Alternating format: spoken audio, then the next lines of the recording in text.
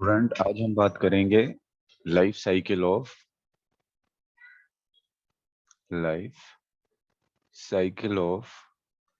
HIV।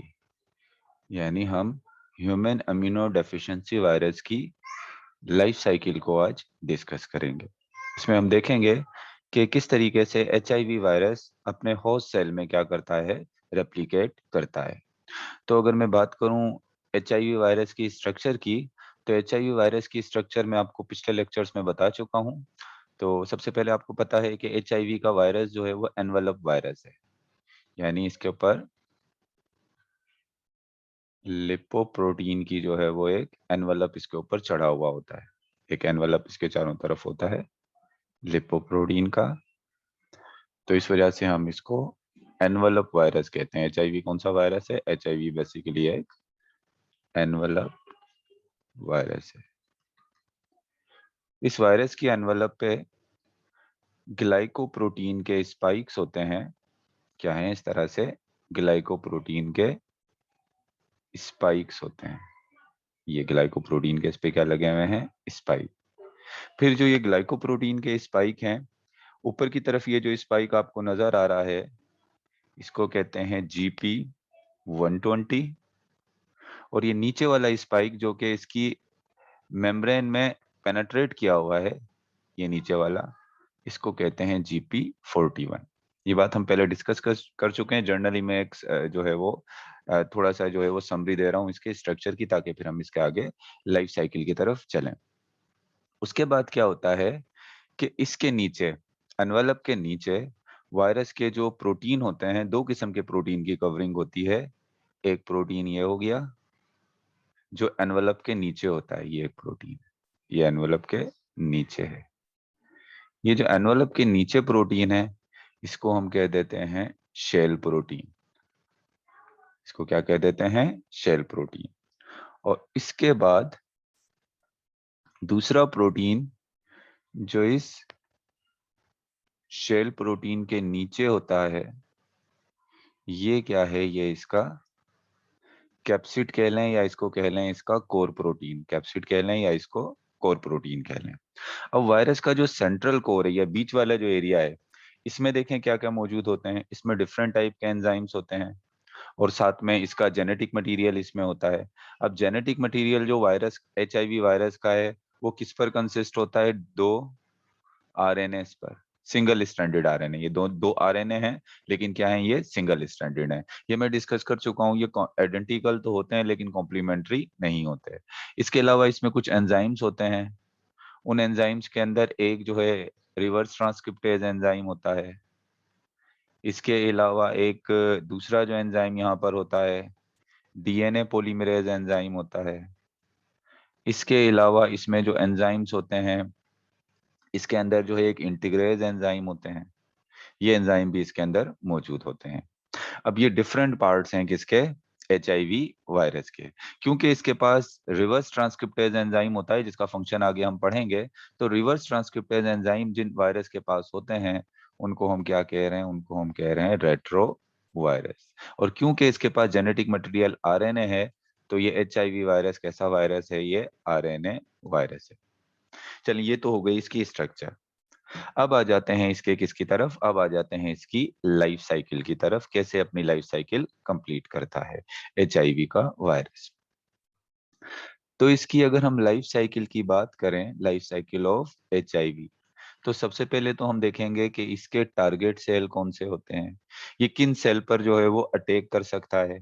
तो इसके जो टारगेट सेल हैं, HIV वायरस हमारी बॉडी के जिन सेल को टारगेट करता है, टारगेट सेल, सबसे पहले तो याद रखें, जो टारगेट सेल होते हैं HIV वायरस के, उनके ऊपर एक खास किस्म के क्या कहना चाहिए, रिसेप्टर्स होते हैं, जिनको हम कहते हैं CD4 receptor.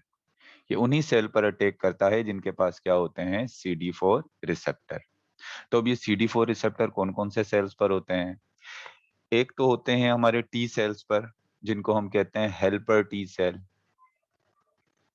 Helper T cell पर ये अटैक करेगा, क्योंकि हेल्पर T सेल जो हैं, इनके पास क्या मौजूद हैं? ये CD4 रिसेप्टर मौजूद हैं। एक तो ये हेल्पर टी सेल पर अटैक करता है, दूसरा ये हमारे मोनोसाइट्स पर भी हेल्पर CD4 रिसेप्टर मौजूद होते हैं। आपको पता है मोनोसाइट्स ये आगे में कन्वर्ट हो जाते हैं किसमें, मैक्रोफेज में। तो ये मोनोसाइट और मैक्रोफेज दोनों पर ही CD4 होते हैं, तो ये इन पर भी अटैक कर सकता है। इसके अलावा ये जो अटैक कर सकता है, हमारे ब्रेन के अंदर कुछ सेल्स होते हैं जिसको कहते हैं माइक्रोगिलिया। ये कहाँ होते हैं, ब्रेन में होते हैं ये सेल। इन पर भी CD4 है तो इन पर भी अटैक कर सकता है। हमारी स्किन के नीचे कुछ सेल्स होते हैं जिनको कहते हैं डेंड्राइट्स, उन पर भी क्या कर सकता है, ये अटैक कर सकता है। तो ये टारगेट सेल, ये तमाम सेल जो हैं वो HIV का टारगेट बन सकते हैं। और टारगेट बनने की वजह क्या है कि इनके ऊपर एक खास किस्म का रिसेप्टर है जिसको हम कहते हैं CD4 रिसेप्टर। वैसे तो CD4 रिसेप्टर का सेल टू सेल रिकॉग्नाइजेशन में, कम्युनिकेशन में काम करता है, लेकिन अनफॉर्चुनेटली यही CD4 रिसेप्टर जो है इसके साथ ही HIV वायरस क्या होता है, जाकर बाइंड भी हो जाता है। जो इसके प्राइमरी जो सेल्स होते हैं जिन पर ये ज्यादातर अटैक करता है, एक मैक्रोफेज हो गए और दूसरा हेल्पर टी सेल। तो चलें, इन सेल्स पर ये अटैक करता है। चलो अब हम बात कर लेते हैं एक T4 सेल को, हम ले लेते हैं कि ये इसका क्या है, ये इसका टारगेट सेल है। तो चलें यहाँ पर आ जाते हैं। वैसे तो तमाम ये टारगेट सेल हैं, हम अभी बात कर लेते हैं हेल्पर टी सेल की। सॉरी, ये हेल्पर टी सेल है, ये एक हेल्पर टी सेल है, ये एक हेल्पर टी सेल है जिसने टारगेट बनना है किसका, HIV वायरस का। Helper T cell. अब जाहिर सी बात है ये किस तरीके से जो है वो HIV वायरस का टारगेट बनेगा, जब किसी भी रूट किसी भी तरीके से जब ट्रांसमिट होकर HIV का वायरस किसी बंदे किसी पर्सन की बॉडी में जब आ जाएगा, तो फिर क्या होगा, ये हेल्पर टी सेल पर या मैक्रोफेज पर क्या करेगा, ये वायरस अटैक करेगा। तो अच्छा देखो, अब ये वायरस भी यहाँ पर ड्रा कर देता हूँ। ये हो गया HIV का वायरस, HIV हो गया। अब HIV पे आपको पता है कि इसकी जो मेम्ब्रेन है, इसके ऊपर लगे हुए हैं, इसकी जो एनवलप है, इस एनवलप पर लगे हुए हैं ये ग्लाइकोप्रोटीन। और ग्लाइकोप्रोटीन में इसको आप क्या कह रहे हो, इसको कह रहे हो बेसिकली जो है वो GP120, सही ना। इसको क्या कह रहे हो, GP120। और नीचे वाले को कह रहे हो GP41, सही। अब सबसे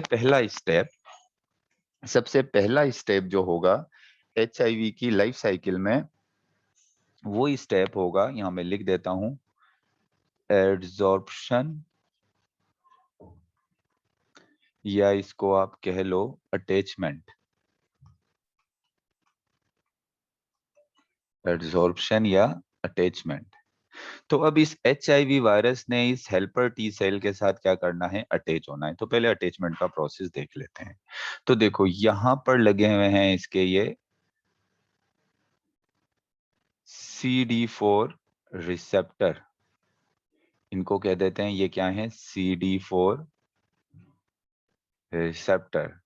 और ये GP120। तो याद रखिएगा कि अटैचमेंट में जो हेल्प करता है, वो हेल्प करता है इस अटैचमेंट या एब्जॉर्प्शन में, HIV वायरस का जो पार्ट हेल्प कर रहा है वो है GP120। मतलब ये वायरस इसके पास जाएगा और इसके पास जाकर जो अटैच होगा CD4 रिसेप्टर के साथ, वो क्या अटैच होगा, GP120। चलो मैं इसको वायरस को करीब ले जाकर अटैच कर देता हूँ, HIV वायरस को इसके करीब ले जाता हूँ हेल्पर टी सेल पे। तो ये देखो HIV वायरस आ गया, हेल्पर टी सेल के ये करीब आ गया। और ये इसका जो GP120 था, ये अटैच हो गया किसके साथ, ये अटैच हो गया बेसिकली जो है वो इसके साथ CD4 रिसेप्टर के साथ। देखें यहाँ पर क्या हो गई, यहाँ पर हो गई ये अटैचमेंट। इसको आप एड्सॉर्प्शन भी कह सकते हो। तो अटैचमेंट में किसने हेल्प की, CD4 रिसेप्टर ने। वैसे इसकी अटैचमेंट और फ्यूजन में एक को रिसेप्टर भी यहाँ मौजूद होता है जो हेल्प करता है, लेकिन उसको रिसेप्टर के बारे में आपकी बुक में नहीं लिखा हुआ, तो मैं उसको फिलहाल डिस्कस नहीं कर रहा। यहाँ पर सिर्फ मैं एक ही रिसेप्टर की बात करूंगा और वो है CD4 रिसेप्टर। तो चलो ये अटैच हो गया, ये पहला प्रोसेस तो हो गया अटैचमेंट, जिसमें किसने हेल्प की, जिसमें हेल्प कर ली किसने, GP120 ने। सही है। अब आ जाते हैं दूसरे स्टेप की तरफ, और दूसरा जो इसका स्टेप है वो है, मैं इसको यहाँ लिख देता हूँ दूसरे स्टेप को, ये फर्स्ट स्टेप था जो मैंने यहाँ पर लिखा। अब ये सेकंड स्टेप है, और सेकंड स्टेप है फ्यूजन। सेकंड स्टेप यहाँ पर क्या हो गया, फ्यूजन। अब क्या होगा, फ्यूजन के साथ ही फिर आखिर में इसकी वायरस की क्या हो जाती है, एंडोसाइटोसिस भी हो जाती है, मतलब एंट्री या पेनिट्रेशन। अब इधर देखें, अब ये फ्यूजन का मतलब क्या है, इस वायरस की, ये जो HIV वायरस का एनवलप, ये जो HIV वायरस का एनवलप है, और ये जो सेल मेम्ब्रेन है हेल्पर T सेल की, इन दोनों ने अटैच होना है आपस में। इन दोनों ने क्या होना है, अटैच होना है। अब ये कैसे अटैच होती हैं, देखो इनको अटैचमेंट में या जो फ्यूजन में हेल्प करता है वो कौन हेल्प करता है, यहाँ पर मैं आपको बता देता हूँ। फ्यूजन में जो हेल्प करेगा वो हेल्प करेगा GP41। फ्यूजन या एंडोसाइटोसिस में कौन हेल्प करेगा, हेल्प करता है इसका GP41। कैसे GP41 है, जैसे ही ये CD4 रिसेप्टर के साथ जब GP120 ऐड हो जाता है, तो उसके बाद इसमें कुछ केमिकल चेंज आता है इस वायरस के अंदर, और फिर ये जो इसका GP41 है वो क्या होता है, वो सेपरेट होता है। GP41 क्या होता है, यहां से सेपरेट होता है, और वो सेपरेट होके स्ट्रेच करता है इसकी मेम्ब्रेन, और इसकी मेम्ब्रेन को आपस में क्या करा देता है, फ्यूज करा देता है। यानी वायरस का जो एनवलप है और इसकी मेम्ब्रेन आपस में क्या करा देता है, फ्यूज करा देता है। अब देखो मैं फ्यूजन वाली, अब मैं डायरेक्ट जो है वो किस डायग्राम की तरफ जा रहा हूँ, जब ये दोनों आपस में फ्यूज हो जाएंगे।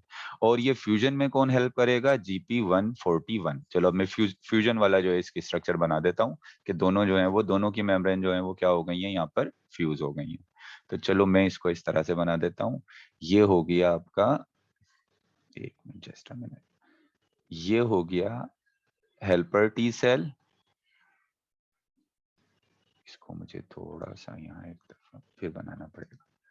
ये हो गया हेल्पर T सेल की membrane, helper T cell, HT cell, चलो मैं इसको लिख देता हूँ। और ये हो गई किसकी मेम्ब्रेन, येलो से शो कर देता हूँ, वायरस की मेम्ब्रेन। और ये वायरस का एनवलप हो गया, ये देखो दोनों आपस में क्या हो गए, ये फ्यूज हो गए। दोनों आपस में क्या हो गए, फ्यूज हो गए। इन दोनों के फ्यूज होने के बाद वायरस का जो प्रोटीनियस और वायरस का कोर और वायरस का जो प्रोटीन है, ये शेल प्रोटीन हो गया, ये कैप्सिड हो गया जिसको आप कोर प्रोटीन कह रहे थे, ये वायरस के RNA एंजाइम, ये सब एंटर हो जाएंगे किसके अंदर, एंडोसाइटोसिस के जरिए। आपको पता है जब सेल कोई सॉलिड चीज को मेम्ब्रेन के जरिए इनगल्फ करता है, तो उसको हम, जब कोई भी चीज अपने अंदर इनगल्फ करता है सॉलिड हो या लिक्विड, उसको हम एंडोसाइटोसिस कहते हैं। तो अब ये देखो, ये एंडोसाइटोसिस के जरिए क्या हुआ, ये वायरस जो है वो अंदर की तरफ दाखिल हो गया, सेल के अंदर ये वायरस दाखिल हुआ। और सेल के अंदर जो वायरस दाखिल हुआ, तो वायरस के कौन कौन से, सिर्फ एनवलप सेल के अंदर वायरस का नहीं गया, बाकी जितने भी पार्ट थे वायरस के सब सेल के अंदर चले गए। ये शेल प्रोटीन भी चला गया, कोर ये कोर प्रोटीन या कैप्सिड भी चला गया, ये RNA भी चले गए, और इसके अलावा ये एंजाइम्स भी चले गए। तो दूसरा स्टेप हुआ फ्यूजन, और फ्यूजन के साथ ही क्या हो गई, इसकी एंट्री भी हो गई किसके अंदर, हेल्पर T सेल के अंदर एंट्री हो गई। इसके बाद नेक्स्ट जो स्टेप है वो है, तीसरा स्टेप मैं लिख देता हूं, अनकोटिंग। अब वायरस अपने आप को अनकोट करेगा। अनकोट का मतलब ये होता है कि वायरस के जितने भी प्रोटीन है, ये प्रोटीन इसके ऊपर से खत्म हो जाएगा। शेल प्रोटीन खत्म हुआ, कोर प्रोटीन भी खत्म हो गया, अब बाकी क्या रह गया, अब सेल के अंदर फ्री हो गए। फ्री सेल के अंदर क्या क्या चीजें हो गई, एक तो वायरस के ये RNA, वायरस के दोनों RNA को मैं रेड कलर से शो कर रहा हूँ, वायरस के RNA, और उसके साथ जो है वो क्या फ्री हो गए यहाँ पर, वायरस के आरएनए के साथ वायरस के जो है वो एंजाइम्स, वायरस के एंजाइम्स, जिनको मैं यहाँ पर येलो कलर से शो कर रहा हूँ। 3 किस्म के एंजाइम मैं यहाँ पर शो कर रहा हूँ। ये रिवर्स ट्रांसक्रिप्टेज है जिसको मैं आर से शो कर रहा हूँ। ये इंटीग्रेज एंजाइम है जिसको मैं आई से शो कर रहा हूँ। इसके अलावा ये जो है वो पोलीमरेज, वो जो है ये प्रोटीएज एंजाइम है जिसको मैं पी से शो कर रहा हूँ। अब क्या होगा, ये तो हो गया अनकोटिंग। अब यहाँ पर सबसे पहले जो काम करेगा यहाँ पर वो करेगा रिवर्स ट्रांसक्रिप्टेज एंजाइम। इन तीनों एंजाइम में सबसे पहले अपना काम कौन करेगा, रिवर्स ट्रांसक्रिप्टेज एंजाइम। और रिवर्स ट्रांसक्रिप्टेज एंजाइम जो है वो क्या करेगा, फोर्थ स्टेप ले लेते हैं। इसका फोर्थ स्टेप होगा रिवर्स, फोर्थ स्टेप में इसके होगा रिवर्स ट्रांसक्रिप्शन। आपको पता है आरएनए से डीएनए बनने के प्रोसेस को हम क्या कहते हैं, आरएनए से डीएनए बनने को हम के प्रोसेस को हम कहते हैं रिवर्स ट्रांसक्रिप्शन। अब 2 आरएनए आए हैं, ये दोनों आरएनए डीएनए नहीं बनाएंगे। इनमें से एक आरएनए जो है वो क्या करेगा, एक आरएनए को जो है ये रिवर्स ट्रांसक्रिप्टेज एंजाइम यानी आर, आर का मतलब क्या है, ये रिवर्स ट्रांसक्रिप्टेज एंजाइम है। ये रिवर्स ट्रांसक्रिप्टेज एंजाइम इधर आया यहाँ, और इस एंजाइम ने क्या किया, इस एंजाइम ने इस आरएनए को, इस आरएनए को कन्वर्ट कर दिया किसमें, डीएनए में। आरएनए को किसमें कन्वर्ट कर दिया, डीएनए में। तो रिवर्स ट्रांसक्रिप्शन ट्रांसक्रिप्टेशन के प्रोसेस में क्या हुआ, सबसे पहले एक आरएनए था, आरएनए को रिवर्स ट्रांसक्रिप्टेज एंजाइम ने किसमें कन्वर्ट कर दिया, डीएनए में। इसको कन्वर्ट कर दिया डीएनए में। अब डीएनए तो, ये तो डीएनए सिंगल स्ट्रैंडेड है। अब बेसिकली ये डीएनए क्या है, ये डीएनए जो है वो सिंगल स्ट्रैंडेड जो है वो डीएनए है।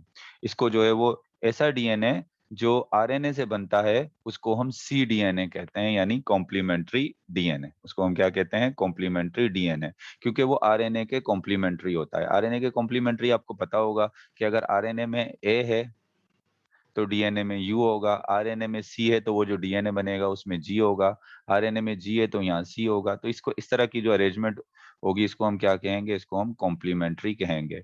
तो ये जो कॉम्प्लीमेंट्री आरएनए होता है, कॉम्प्लीमेंट्री जो डीएनए होता है वो उस आरएनए का जो है वो क्या होता है, कॉम्प्लीमेंट्री होता है जिससे वो बना होता है। तो सबसे पहले क्या होगा, आरएनए से जो है वो क्या बन जाएगा, आरएनए से बनेगा डीएनए, जिस प्रोसेस को हम क्या कहेंगे, जिस प्रोसेस को हम रिवर्स ट्रांसक्रिप्शन कहेंगे। और वो बनाने का जो काम करेगा वो रिवर्स ट्रांसक्रिप्टेज एंजाइम जो है ये काम करेगा। उसके बाद क्या होगा, the single stranded complementary DNA is replicated, it form double stranded complementary DNA. देखो ये सिंगल स्ट्रैंडेड डीएनए, अब क्या होगा, ये रेप्लिकेट करेगा।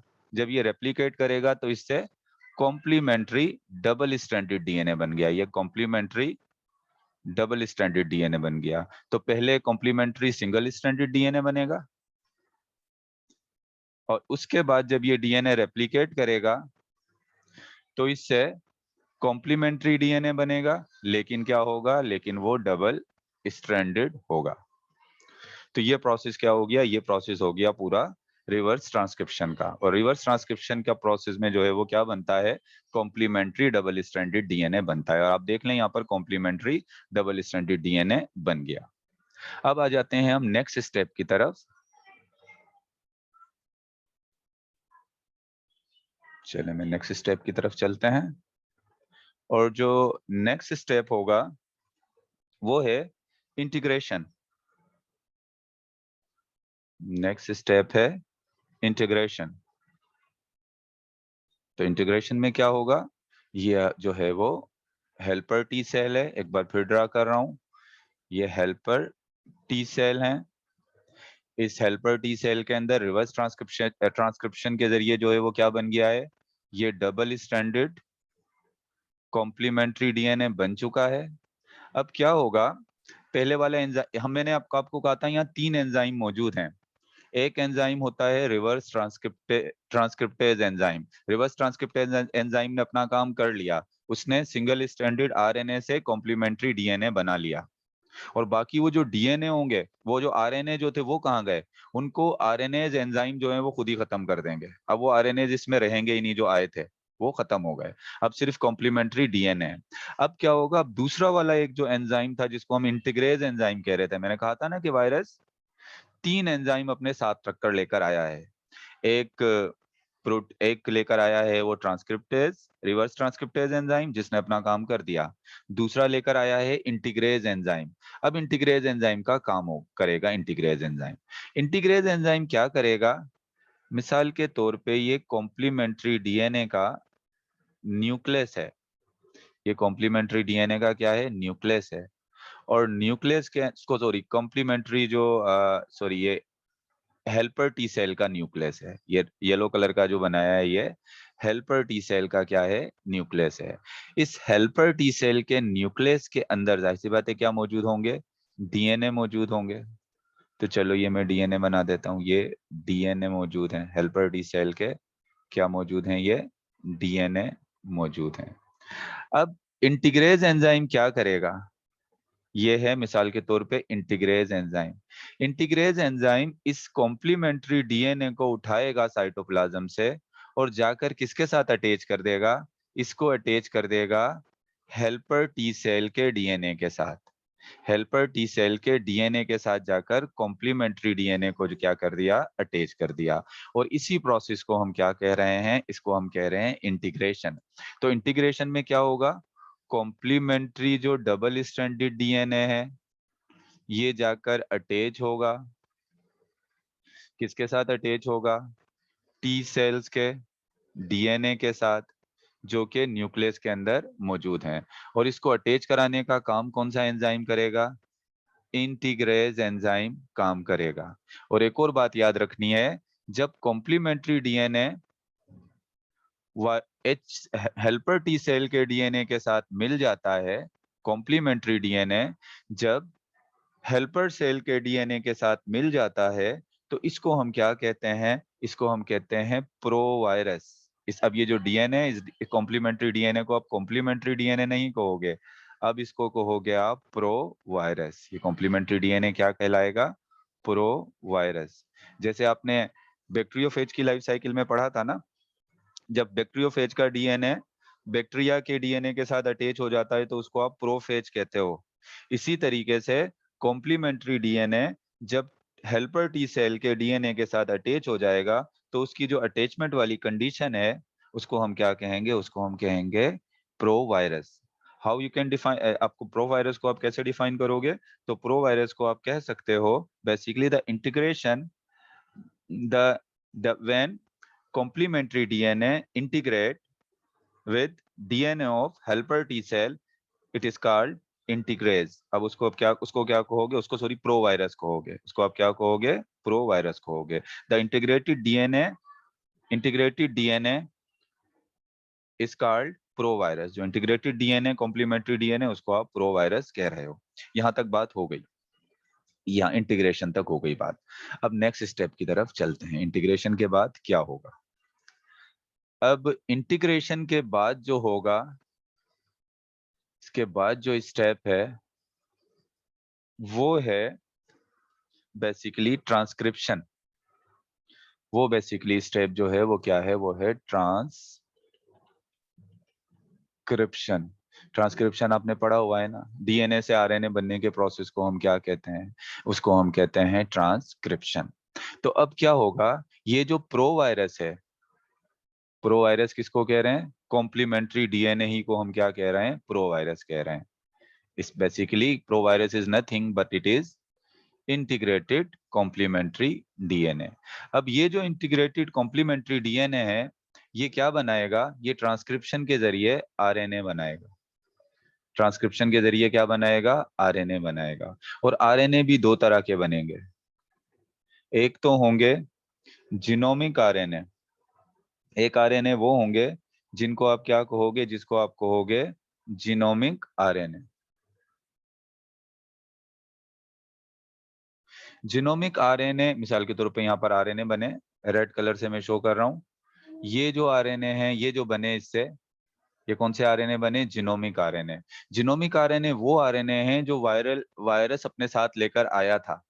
वो आरएनए जो वायरस अपने साथ लेकर आया था, जिन्होंने कॉम्प्लीमेंट्री डीएनए बनाया था उसके बाद वो खत्म हो गए थे। तो वो आरएनए क्या कहलाते हैं? वो कहलाते हैं जीनोमिक। बेसिकली उन आरएनए को हम क्या कह रहे हैं? उनको हम कह रहे हैं जीनोमिक आरएनए ऑफ वायरस। और जीनोमिक आरएनए किसके होंगे? वो जीनोमिक आरएनए होंगे वायरस के। और दूसरे जो आरएनए बनेंगे उनको हम कहेंगे वायरल मैसेंजर आरएनए। दूसरे जो आरएनए होंगे उनको हम क्या कहेंगे? Viral messenger RNA. और वायरल मैसेंजर आरएनए क्या क्या करेंगे? It form different protein. Viral messenger RNA क्या करेंगे? Form different protein of virus. ये वायरस के डिफरेंट प्रोटीन बनाएंगे। वायरस अपने साथ कुछ प्रोटीन भी तो लेकर आया था, shell protein, core protein, integrase enzymes, ये सब के सब क्या थे? प्रोटीन थे ना। तो अब क्या होगा? कुछ आरएनए ऐसे होंगे जिनको कहेंगे वायरल आरएनए। मिसाल के तौर पे मैं ब्लू कलर से शो कर रहा हूं, इसने क्या बनाया? इस कुछ आरएनए बनाएगा जिनको हम कहेंगे वायरल आरएनए। और ये वायरल आरएनए जाएंगे किसके पास? इस हेल्पर टी सेल के राइबोसोम के पास जाएंगे। जब ये हेल्पर टी सेल के राइबोसोम के पास ये वायरल आरएनए जाएंगे तो वहां पर होगी ट्रांसक्रिप्शन। इस मैसेंजर आरएनए के मैसेज पर क्या बनेंगे? प्रोटीन बनेंगे। ये राइबोसोम मैसेंजर आरएनए के मैसेज पर, जो वायरल मैसेंजर आरएनए है, इसके मैसेज पर प्रोटीन बनाएगा। मिसाल के तौर पे राइबोसोम को मैसेज देगा कि प्रोटीन बनाओ, और प्रोटीन कौन से वाले बनाओ? शेल प्रोटीन बनाओ। तो ये वायरस इसको क्या बना कर दे? ये virus sorry helper T cell का राइबोसोम क्या बना कर देगा? इसको शेल प्रोटीन बना कर दे देगा। फिर इसको कहेगा कोर प्रोटीन बनाओ, तो ये क्या करेगा? इसको कोर प्रोटीन बना कर दे देगा। फिर ये इसको कहेगा कि अब एंजाइम्स बना कर दो, रिवर्स ट्रांसक्रिप्टेज एंजाइम बना कर दो, और जो है क्या कहना चाहिए, जो इंटीग्रेज एंजाइम बना कर दो, प्रोटीएज एंजाइम, ये सारे एंजाइम इसको बना कर देगा। अच्छा, यहाँ काम हो गया किसका? अब यहाँ पर जो है वो ये बन गए, प्रोटीन भी बन गए। जिन्होंने वायरस को बनाना है वो प्रोटीन तमाम बन गए। देखो, वायरस अपने साथ 3 किस्म के एंजाइम लाया था। रिवर्स ट्रांसक्रिप्टेज एंजाइम, उसका काम हमने पढ़ लिया। क्या किया उसने? आरएनए को डीएनए में कन्वर्ट कर दिया। दूसरा इंटीग्रेज एंजाइम का काम भी हमने पढ़ लिया कि उसने कॉम्प्लीमेंट्री डीएनए को हेल्पर टी सेल के डीएनए के साथ अटैच कर दिया, इंटीग्रेज का काम कर दिया। एक और एंजाइम अपने साथ लेकर आया था, प्रोटीएज एंजाइम। एक और एंजाइम वायरस अपने साथ लेकर आया था, जो कौन सा था? जो था प्रोटीएज एंजाइम। प्रोटीएज एंजाइम क्या करता है कि ये जो वायरस के प्रोटीन बनते हैं, अगर वायरस बनाने वाले प्रोटीन कुछ लार्ज साइज के होते हैं तो उनको, मिसाल के तौर पे ये अगर लार्ज साइज का प्रोटीन है तो उसको क्या करेगा प्रोटीएज एंजाइम? उसको छोटे छोटे पीसेस में क्या करता है? इसे तोड़ देता है, छोटे छोटे पीसेस में तोड़ देता है, ताकि वायरस की स्ट्रक्चर बनाने में क्या हो? आसानी हो। और उसके बाद क्या होता है? इसके बाद का जो स्टेप है, वो स्टेप क्या होता है? वो स्टेप होता है असेंबली। इसके बाद जो स्टेप है, ट्रांसक्रिप्शन हो गई। ट्रांसक्रिप्शन के बाद क्या हो गई? ट्रांसलेशन भी हो गई। ट्रांसलेशन के रिजल्ट में क्या बने? मुख्तलिफ वायरस के प्रोटीन बन गए। और उसके बाद क्या है? उसके बाद है असेंबली। तो देखो असेंबली में क्या होगा?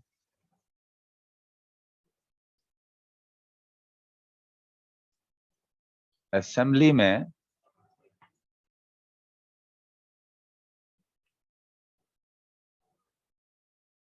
असेंबली में ये हुआ कि यहाँ देखो, वो जो मुख्तलिफ किस्म के प्रोटीन बने थे ना ट्रांसलेशन के जरिए, तो वही प्रोटीन जो है वो आपस में अटैच होंगे। शेल प्रोटीन आपस में मिले तो उन्होंने वायरस का क्या बना लिया? शेल प्रोटीन बना लिया। कोर प्रोटीन आपस में मिले तो उन्होंने बना लिया कैप्सिड या कोर प्रोटीन। और बाकी जो वायरस के जीनोमिक आरएनए थे और जो एंजाइम्स थे, वो सब कहाँ आ गए? वो सब आ गए इसके बिल्कुल कोर में, इसके सेंटर में। तो इस तरीके से ये नया एक एचआईवी का वायरस बन गया। मैंने तो एक बनाया है, ऐसे बहुत सारे क्या होंगे? वायरस बन जाएंगे। अब क्या होगा? अब इन वायरस ने बाहर निकलना है। अब इन वायरस ने क्या निकलना है? यहाँ से बाहर निकलना है। जब ये वायरस यहाँ से बाहर निकलेगा, मिसाल के तौर पे मैं इसकी ये मेम्ब्रेन जो है वो येलो कलर से बना रहा हूँ, हेल्पर टी सेल की मेम्ब्रेन।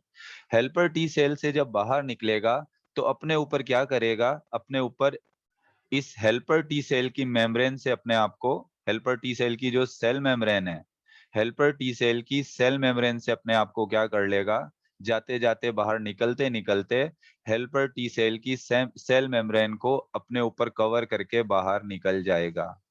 हेल्पर टी सेल की सेल मेम्ब्रेन को अपने ऊपर कवर करके बाहर निकल जाएगा, और ये सेल मेम्ब्रेन ही क्या होंगी, ये बेसिकली होंगी एनवलप। ये इसी का एनवलप बनाएंगे, और इसके साथ ही यहाँ पर ग्लाइकोप्रोटीन भी जो है वो मौजूद होंगे, जो ऐसे निकल ही आएंगे। वो एक दूसरा प्रोसेस है किस तरीके से ये बनता है। तो ये लास्ट वाला स्टेप जो है वो क्या है, रिलीज। और रिलीज होकर क्या करता है, अपने ऊपर बडिंग यानी अपने ऊपर कवर चढ़ा लेता है, किसका, अपने ऊपर कवर चढ़ा लेता है किसका, इस एनवेलप, इस वायरस हेल्पर टी सेल की सेल मेम्ब्रेन का। चलो एक बार फिर इस लाइफ साइकिल को मैं स्टेप्स को रिपीट कर रहा हूं, आप यहाँ पर देखते चले जाएं। चलें यहाँ देखते हैं। सबसे पहला स्टेप था life cycle. I am telling you about life cycle of HIV। तो चलो एमसीक्यूज पॉइंट ऑफ व्यू से भी डिस्कस करते चले जाते हैं कि कौन कौन से पॉइंट आपने याद रखने हैं। तो सबसे पहले तो बात हो जाएगी इसकी, किस चीज, पहला स्टेप जो हो गया वो क्या हो गया, एड्सॉर्प्शन। इसको एड्सॉर्प्शन कह लो या इसको कह लो अटैचमेंट। तो अब याद रहेगा कि एड्सॉर्प्शन और अटैचमेंट में कौन हेल्प करता है। एड्सॉर्प्शन या अटैचमेंट में जो हेल्प कर रहा है वो हेल्प करता है ग्लाइकोप्रोटीन GP120। सही है। एब्जॉर्प्शन के बाद फिर क्या होगा, उसके बाद फिर ये नेक्स्ट जो स्टेप होगा वो होगा, इसके बाद फ्यूजन होगी, और फ्यूजन ही के साथ एंडोसाइटोसिस भी हो जाएगी, यानी वायरस सेल के अंदर दाखिल हो जाएगा। तो फ्यूजन में कौन सा जो है वो ग्लाइकोप्रोटीन हेल्प करेगा, तो फ्यूजन में जो हेल्प करेगा वो हेल्प करेगा GP41। ये बात आपने याद रखनी है। उसके बाद जब वायरस अंदर दाखिल हो जाएगा, हेल्पर टी सेल के अंदर दाखिल हो जाएगा, तो उसके बाद क्या होगी, अनकोटिंग होगी। अनकोटिंग का मतलब यहाँ पर सिंपली क्या होगा, अगर आप इसको अनकोटिंग को यहाँ पर देखें तो अनकोटिंग में HIV particle shed its protective coat, यानी HIV वायरस क्या करेगा, अपने प्रोटेक्टिव कोट को जो है वो शेड कर देगा, यानी वो खत्म कर देगा। अपने ऊपर जो कवर होंगे ना शेल प्रोटीन और कोर प्रोटीन, उसको क्या कर दिया, उसको उसने शेड कर दिया। तो इसका अनकोटिंग सिंपली क्या है, शेडिंग ऑफ प्रोटेक्टिव कोट। इसके अंदर जो प्रोटेक्टिव कोट थे, तस्वीर नहीं बना रहा हूं क्योंकि आपने इमेजिन करते रहे उन चीजों को जो मैंने अभी पहले बताई थी, कि उसके ऊपर से वो सारे मैं इस वक्त तस्वीर नहीं बना रहा हूँ, खुद इमेजिन करेंगे उसके ऊपर से जो प्रोटेक्टिव कोट थे, उसके ऊपर जो शेल था और उसके ऊपर जो क्या कहना चाहिए कैप्सिड था, वो सब डिजोल्व हो गए।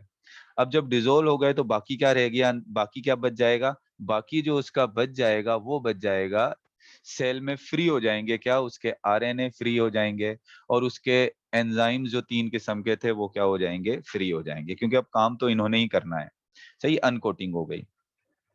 अच्छा, अनकोटिंग के बाद फिर जो नेक्स्ट स्टेप था, नेक्स्ट स्टेप जो था वो था रिवर्स ट्रांसक्रिप्शन। फोर्थ जो स्टेप है वो क्या है, रिवर्स ट्रांसक्रिप्शन।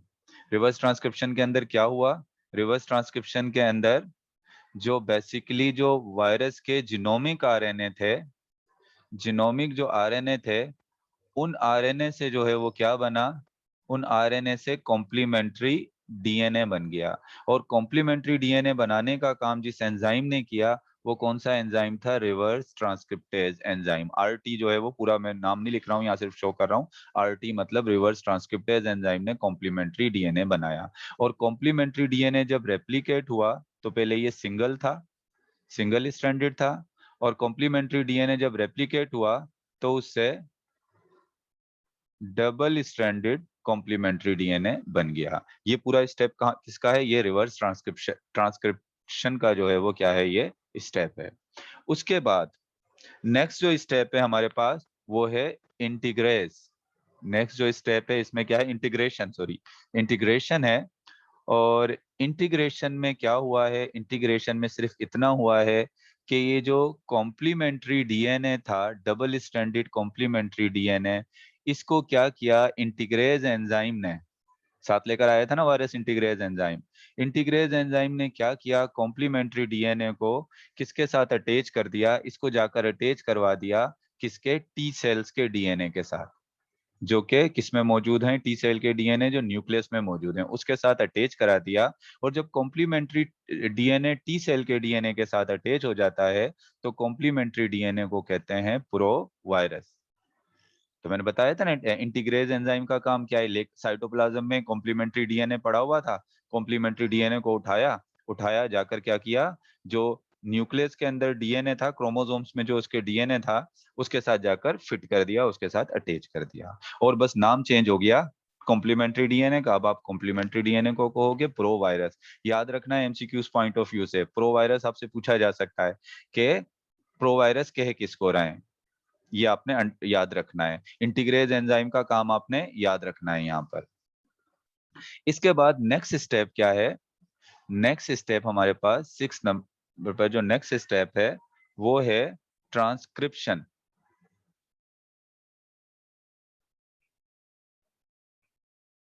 डीएनए से मैसेंजर आरएनए बनने के प्रोसेस को हम कहते हैं ट्रांसक्रिप्शन। और ट्रांसक्रिप्शन में क्या हुआ होगा, ये जो प्रो वायरस है, कॉम्प्लीमेंट्री डीएनए को ही हम प्रो वायरस कह रहे हैं, इस प्रो वायरस की ट्रांसक्रिप्शन हुई होगी, मतलब इसने आरएनए बनाए होंगे। और आपको पता है 2 किस्म के आरएनए ये बनाएगा, और आरएनए बनाने वाले जो एंजाइम्स होते हैं उनको हम कहते हैं आरएनए पॉलीमरेज। और ये आरएनए पॉलीमरेज एंजाइम किसके इस्तेमाल करेगा, सेल के जो आरएनए पॉलीमरेज एंजाइम यूज करेगा। ये आरएनए पॉलीमरेज एंजाइम अपने साथ लेकर नहीं आया, ये किसके करेगा, सेल ही के आरएनए पॉलीमरेज एंजाइम यूज कर कर प्रो वायरस क्या बनाएगा, 2 किस्म के जो है वो आरएनए बनाएगा, एक जीनोमिक आरएनए और एक वायरल मैसेंजर आरएनए। 2 किस्म के ये आरएनए बनाएगा। तो जीनोमिक आरएनए तो यही आरएनए है, ये जो 7 आए थे, ये क्या हो गए, जीनोमिक आरएनए। ये बन गए क्योंकि ये बाद में खत्म हो गए थे, तो अब इस वजह से दोबारा इनको बना लिया गया। और दूसरे वायरल मैसेंजर आरएनए। ट्रांसक्रिप्शन के बाद नेक्स्ट स्टेप है ट्रांसलेशन। तो ट्रांसलेशन में क्या होगा, ट्रांसलेशन के अंदर आपको पता है जो मैसेंजर आरएनए बने हैं, ये जो वायरल मैसेंजर आरएनए बने हैं, ये किसके पास जाएंगे, ये जाएंगे राइबोसोम्स के पास, और राइबोसोम से प्रोटीन बनवाएंगे। और किसके प्रोटीन बनवाएंगे, वायरस के प्रोटीन। और ये कौन कौन से प्रोटीन बनाकर देगा इसको, शेल प्रोटीन बनाकर देगा इसको, जो है वो शेल प्रोटीन के साथ कैप्सिड के प्रोटीन यानी कोर प्रोटीन बनाकर देगा। और साथ में ये 3 किस्म के एंजाइम्स भी बनाकर देगा, इंटीग्रेज, और इसके अलावा रिवर्स ट्रांसक्रिप्टेज और polymerase, sorry protease, protease enzyme बनाकर देगा, ये 3 एंजाइम इसको बनाकर देगा। तो ये हो गई ट्रांसलेशन। वायरस को बनाने के लिए वायरस की स्ट्रक्चर की तमाम चीजें यहाँ पर अब अवेलेबल हैं, तमाम चीजें मौजूद हैं। वायरस को बनने के लिए क्या क्या चाहिए, एचआईवी वायरस के कौन कौन से पार्ट हैं, मेन पार्ट जो है, वायरस का जो जीनोमिक आरएनए होता है ये भी मौजूद है, और वायरस के बनाने के लिए जितने प्रोटीन और एंजाइम है वो भी मौजूद हैं। तो इसका मतलब क्या है, ट्रांसलेशन के बाद जो है वो वायरस की क्या होगी, वायरस की होगी असेंबली। असेंबली का मतलब क्या है कि ये जो वायरस के डिफरेंट पार्ट हैं ये आपस में मिलेंगे, ये आपस में क्या करेंगे, ये मिल जाएंगे। मिलने का मतलब ये है कि वायरस के जो आरएनए थे, वायरस के जो एंजाइम्स थे, इनके ऊपर कैप्सिड प्रोटीन चढ़ जाएगा, इनके ऊपर शेल प्रोटीन चढ़ जाएगा। लेकिन कुछ प्रोटीन बहुत लार्ज साइज के होंगे, उनको स्मॉल साइज में तोड़ने के लिए और वायरस बनाने के लिए यहाँ पर कौन सा एंजाइम काम करेगा, असेंबली में जो एंजाइम काम करेगा, जो वायरस अपने साथ एक एंजाइम लेकर आया था, प्रोटीएज। ये प्रोटीन को तोड़कर उनको एक शेप देकर वायरस के प्रोटीन बनाने में क्या करेगा, हेल्प करेगा। कौन सा एंजाइम, प्रोटीएज एंजाइम। तो अब क्या है, वायरस यहाँ पर तैयार है, एक सेल के अंदर ये बहुत सारे वायरस तैयार हो गए। और उसके बाद लास्ट में क्या होगा, लास्ट में इन वायरस ने सेल से बाहर निकलना है, और लास्ट स्टेप यहाँ पर क्या हो जाएगा, रिलीज। जब वायरस सेल से बाहर निकलेंगे, मिसाल के तौर पे यहाँ आप देख लें, ये एक, यहां पर अगर आप देखें तो ये जो है वो हेल्पर टी सेल है, और हेल्पर टी सेल के अंदर ये बहुत सारे वायरस बन चुके हैं। शेल प्रोटीन है, कोर प्रोटीन है, ये वायरस। जब ये वायरस यहाँ से बाहर निकलेंगे तो बाहर निकलने से पहले ये ऐसे है ना, इनमें पहले बर्डिंग होगी, इसमें ऐसे ऐसे बर्ड्स बनेंगे इसकी सेल मेम्ब्रेन में ऐसे। इन बर्ड्स के अंदर क्या है, ये वायरस हैं। बर्ड्स में क्या है, ये वायरस हैं। और वायरस जाते जाते जब यहाँ से निकलेंगे तो क्या करेंगे, इस HIV की जो मेम्ब्रेन है, इस मेम्ब्रेन को ओढ़कर इसको अपने ऊपर कवर चढ़ाकर क्या करेंगे, ये बाहर निकल जाएंगे ऐसे। यहीं पर इनके कुछ ग्लाइकोप्रोटीन भी बनेंगे, और इस तरीके से HIV की लाइफ साइकिल क्या हो जाएगी, कंप्लीट हो जाएगी। इसमें से MCQs आने के चांसेस होते हैं, आपने याद रखना है। एक तो आपने ये तमाम जो मैंने बातें बताई हैं याद रखनी है, तस्वीर को अच्छे तरीके से देखनी है। अगर कोई स्टेप आपको दे दें और आपसे पूछें कि बताएं ये कौन सा स्टेप है, सही ना, इन चीजों को आपने, इसके एंजाइम्स के काम याद रखने हैं, इसके जो स्टेप्स हैं वो आपने इसमें जो है वो क्या रखने हैं, याद रखने हैं।